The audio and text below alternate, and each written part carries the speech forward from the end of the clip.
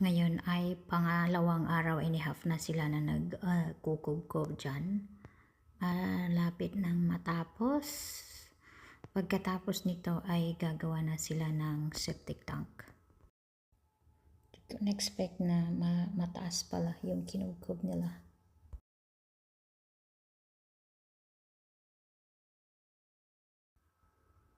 Sobrang taas pala ng nahukay nila. Hindi ko inakala ng ganyang kataas.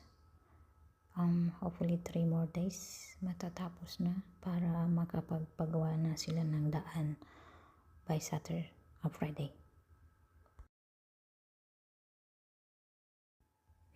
So suggestion nila dyan is maglalagay ng retaining wall sa mataas na lugar, pero hindi ko sure kung paano gagawin yun. So hanggang sa muli.